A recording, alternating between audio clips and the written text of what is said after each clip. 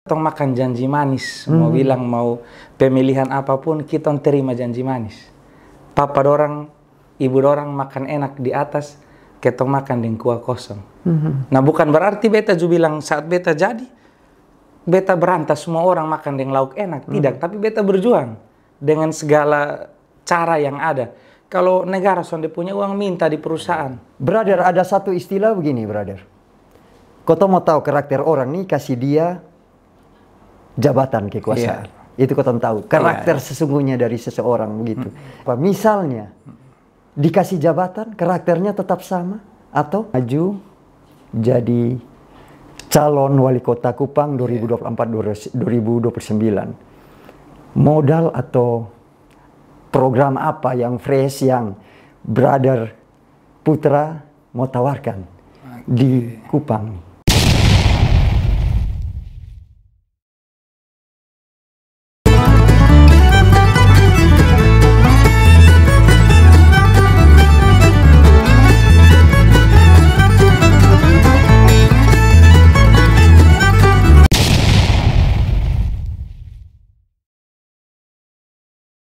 Salam Alek. Salam Halek. Ya. Brother. Siap Om Boban. Elitiasar. Eltiasar Putra Jati Noman. Anak Pang. Ya, bisa dibilang begitu, suka-suka, bebas. CEO Lingkar Inovasi Nusantara. Dan sekarang rencananya mau maju sebagai calon wali kota Kupang 2024-2029 dari jalur independen. Kemana kabar, brother? Luar biasa baik, Om Boban. Ya. Beta pertama, beta terima kasih. Mau berbagi cerita di Om Boban Channel di acara Om Boban Bersulang, bercerita sesuatu ala Kupang. Mantap. Makasih Om Boban. Ini pertanyaan pertama. Siap. Yang menarik nih dari sosok nih, anak Pang, maaf, penampilannya bertato, mau maju jadi calon wali kota Kupang 2024-2029. Modal atau program apa yang fresh yang brother Putra mau tawarkan di Kupang? Makasih Om Boban sudah undang. Itu pertama. Yang kedua, untuk menjawab pertanyaannya Om Boban, program apa? Tentunya program latar belakang pendidikan beta di bidang IT. Seringkali garap kasih ide juga ke pemerintah kota, pemerintah provinsi, bahkan beta punya produk jadi pergub ada. Itu di bidang IT. Jadi pastinya beta akan bawa tentang revolusi digital. Revolusi digital. Digital di Kota Kupang tentunya.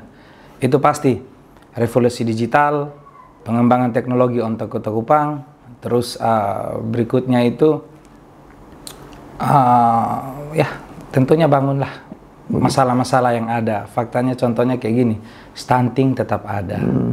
Sekian lama stunting ini jadi pariwisata. Nah itu fakta, contoh. Sekian lama stunting ini jadi pariwisata. Ya betul. Kenapa? Meskipun sudah berkurang, tapi loh kita tetap kalah dengan Papua.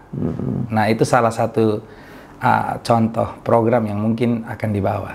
Begitu. Kayak gitu. Kau mau omong tentang meyakinkan pemilih. Iya.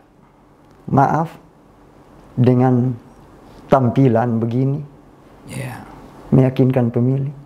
Ada salah satu bupati dari di Indonesia tentunya juga bertato kayak gitu.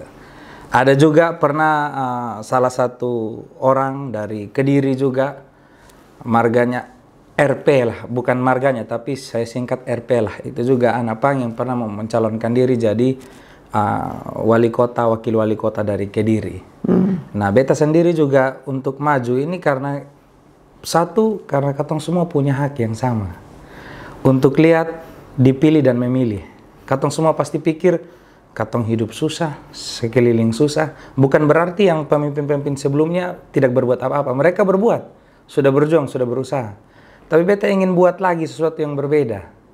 Jadi beta sampai paksa orang untuk pilih juga. Tapi beta punya ide, beta punya pemikiran sendiri. Kalau percayakan beta untuk maju secara independen, beta majulah, kayak gitu. Terus mau bawa perubahan apa, beta pasti bawa perubahan di bidang IT. Selama ini beta berdikari sendiri, beta berjuang dari bidang IT, beta kasih sumbangsi pemikiran untuk pemerintah dan bahkan jadi peraturan daerah loh di tingkat provinsi. Nah, kenapa sonde beta punya kemampuan sendiri, punya kebijakan sendiri, beta punya keputusan sendiri untuk menjalankan itu. Kenapa beta harus lobby-lobby? Pak, ini Pak, beta punya ide kayak gini, beta riset, terus beta penelitian, ini bisa loh untuk bangun daerah.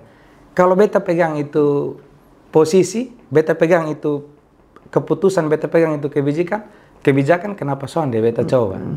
Nah sekarang beta sonde paksa juga orang pilih beta. Yang mau pilih silakan. Beta punya satu moto, beta sonde paksa orang pilih beta. Yang mau pilih silakan pilih, bebas. Ini yang beta mau kupas. Jadi beta mau kupas ini begini, tagline-nya sonde paksa pilih. Iya. 2024 sonde paksa pilih, dan ada satu yang menarik juga, kuah kosong, dan di itu tagline tuh banyak tanda kutip bahasa vulgar. Banyak tanda kutip bahasa vulgar yang ditampilkan. Tanda kutip bahasa vulgar. Bahasa Kupang seharian yang ditampilkan. Tanggapan dari brother? Oke, pertama memang fakta realita. Bahkan di kota Kupang masih terpelihara orang-orang yang di jalanan jual ini jual itu kayak gitu. Mereka mencari nafkah betul.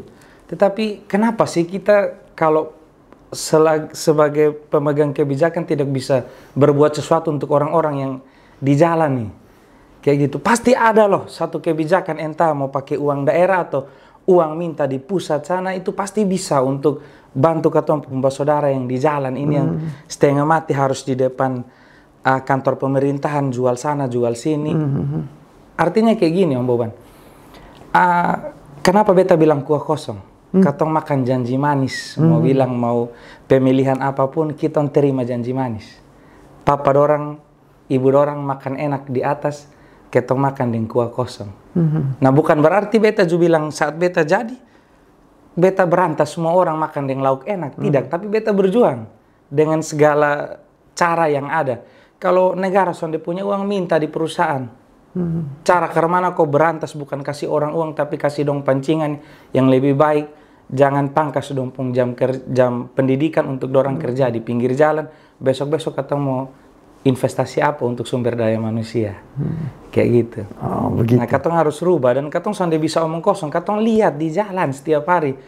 Anak di kecil, depan mata. Di depan mata. Katong sonde perlu omong mau di instansi mana pun depan. Di mana ada fakta. Mau bilang ini juga memanfaatkan anak kecil untuk orang beli dengan belas kasihan atau apa. Tapi dorang cari uang.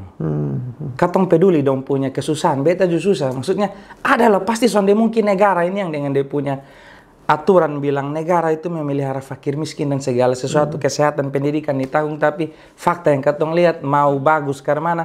Faktanya ketemu orang anak kecil masih ada yang berdagang di pinggir jalan. Kayak gitu, Om Boban. Itu yang beta mau sebagai keresahan untuk beta pikir, beta mau maju kayak gitu. Nah ini depo strategi kampanyenya seperti apa? Tim kerjanya seperti apa? Tim kerja di beta punya poster, itu beta posting online Om Boban. Jujur, kok beta sekarang masih sekolah juga. Beta ambil magister informatika di Yogyakarta, salah satu universitas di Jogja, perguruan tinggi.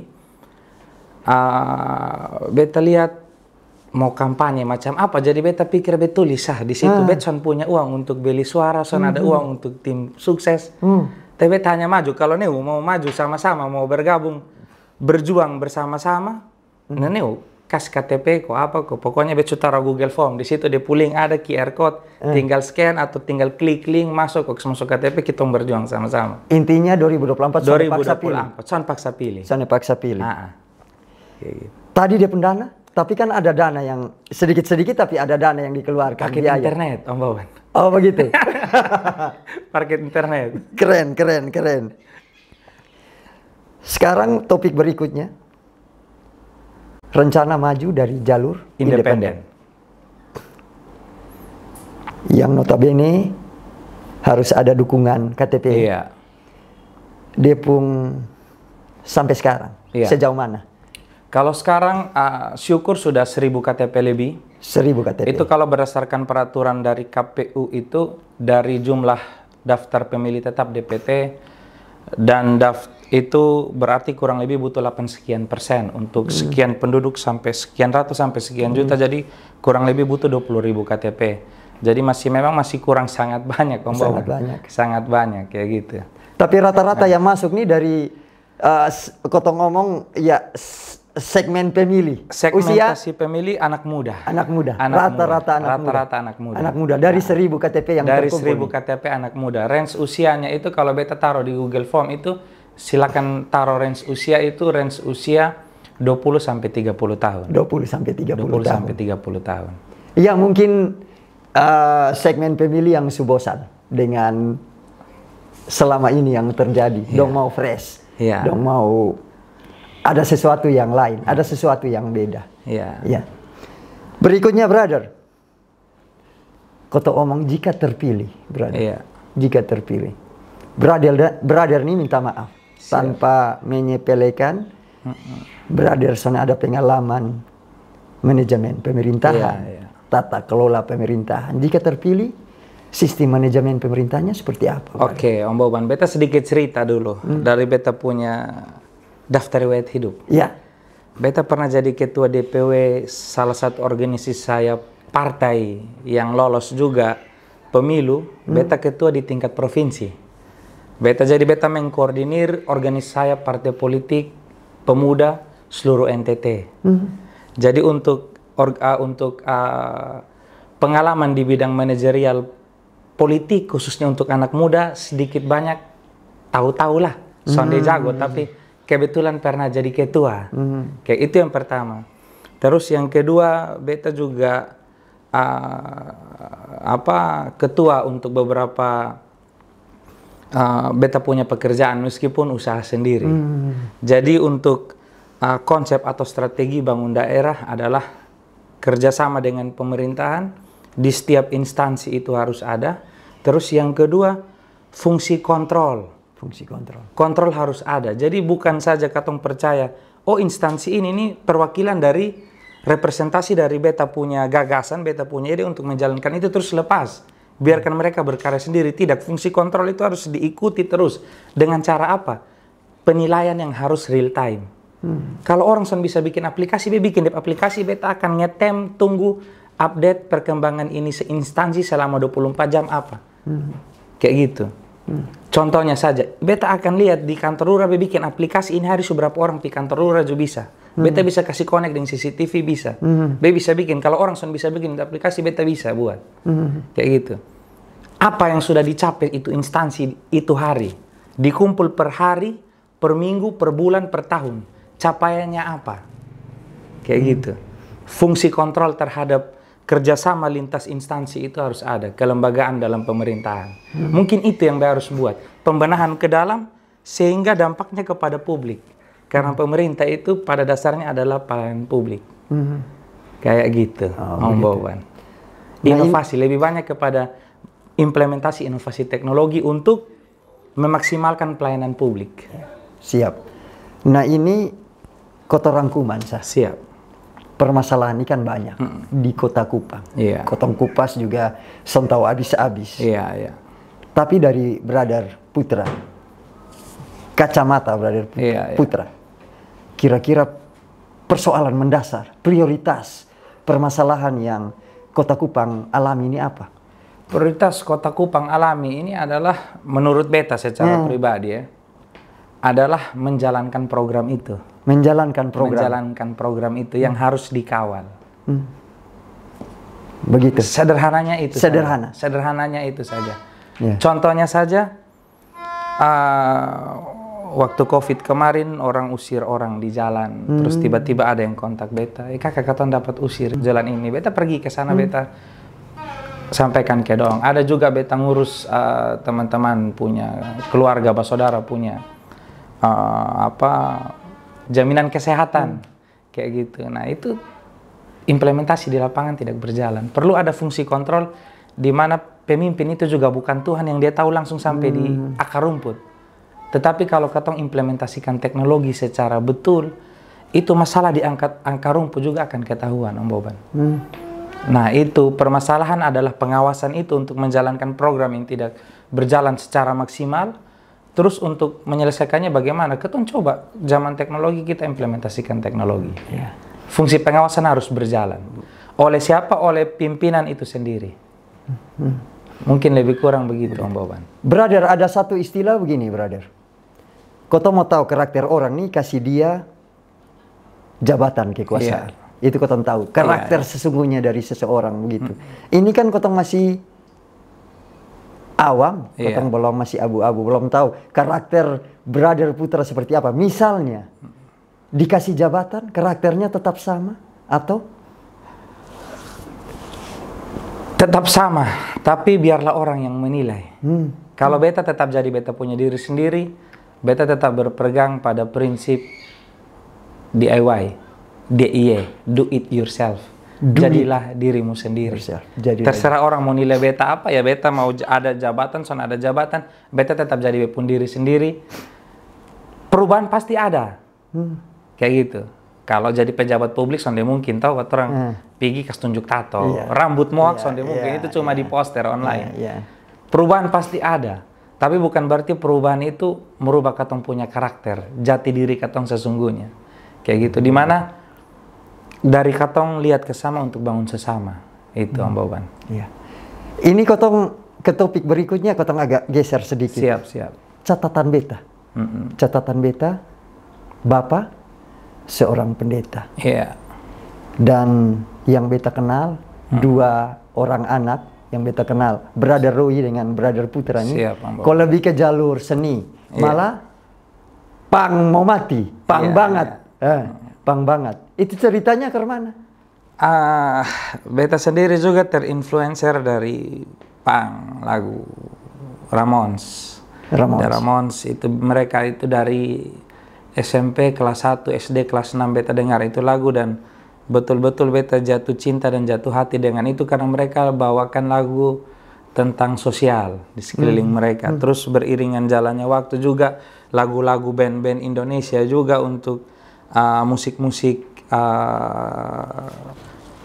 label sendiri itu mereka banyak bercerita tentang sosial, pembangunan, tidak mengkritik dengan sembarang terhadap pembangunan, tetapi mereka bicara tentang harus adanya penyamarataan.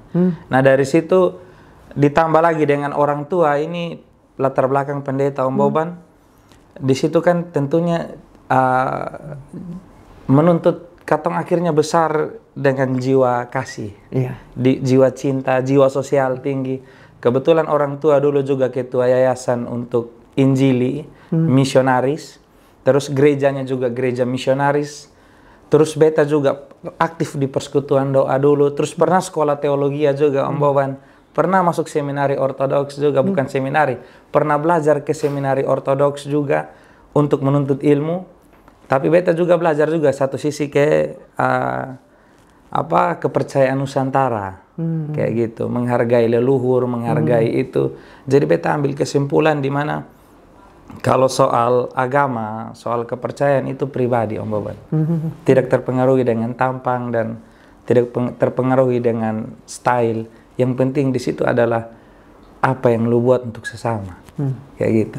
Dari situ yang orang tua juga no comment. Jadi kalau dulu katong kecil didikte, rambut san boleh begini, sande boleh merokok, sande boleh ini itu. Tapi begitu besar, yang dituntut adalah lu berguna dan bermanfaat atau sonde.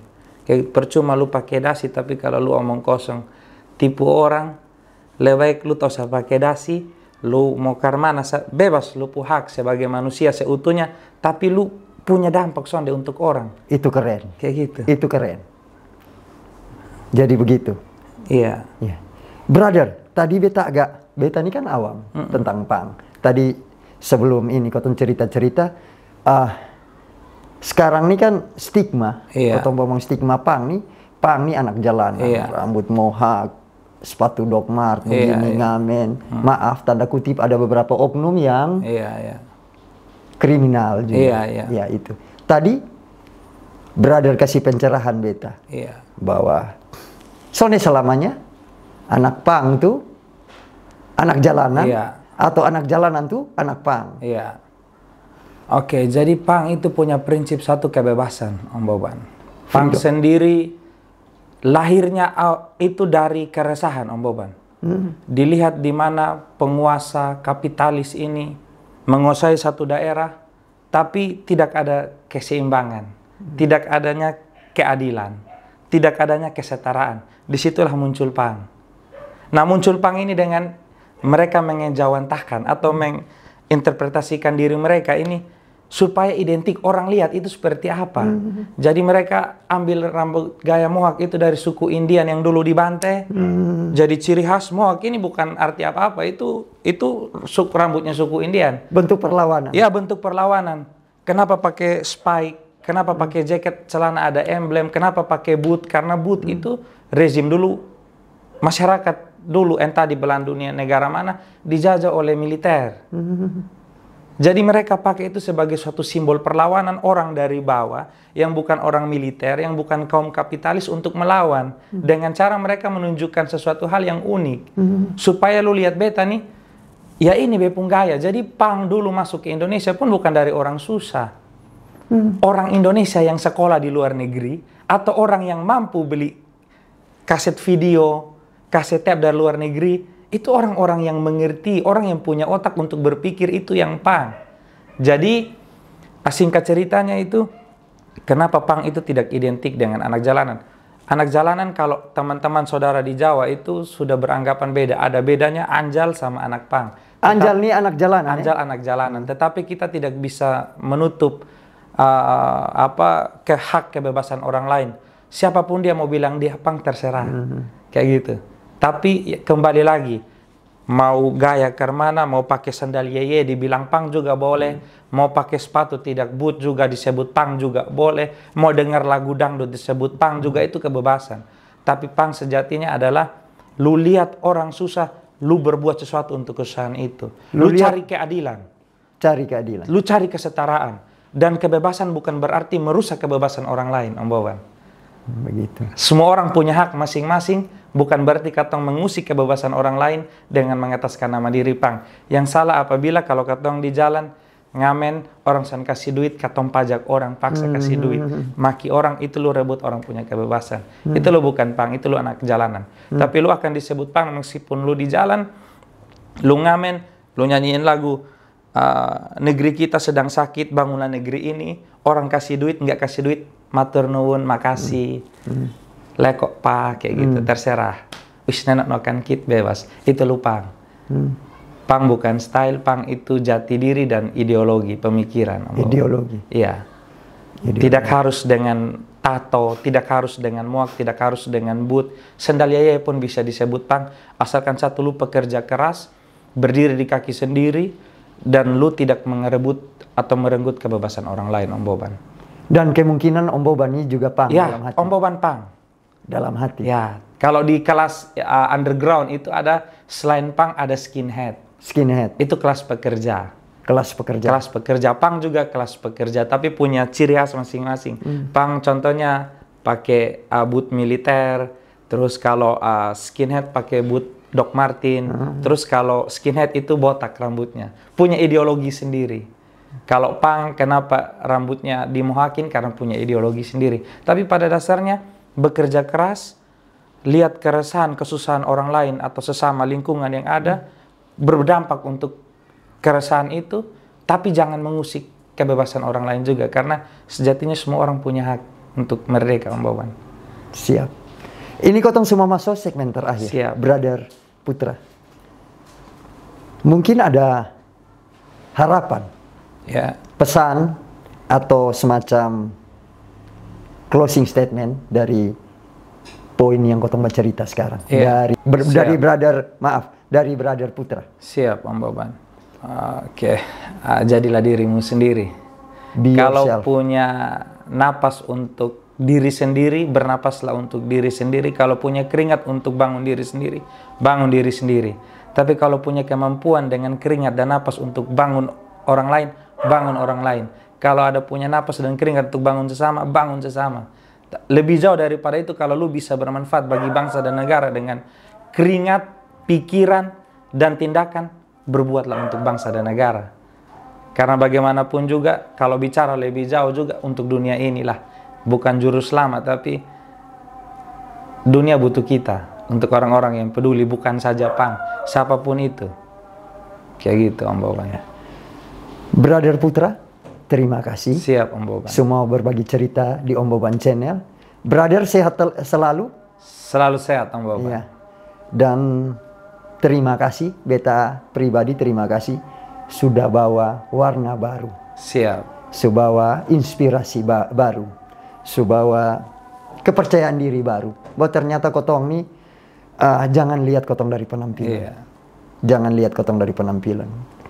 Dan Brother Putra memulai itu. Terima kasih untuk waktunya. Sukses selalu. Siap, sukses dengan niat untuk calon wali kota Kupang 2024-2029 dan tetap menjadi inspirasi bagi kotong anak muda NTT, khususnya anak Kupang. Siap. Salam halek. Salam halek Om Boban. Makasih banyak Om Boban.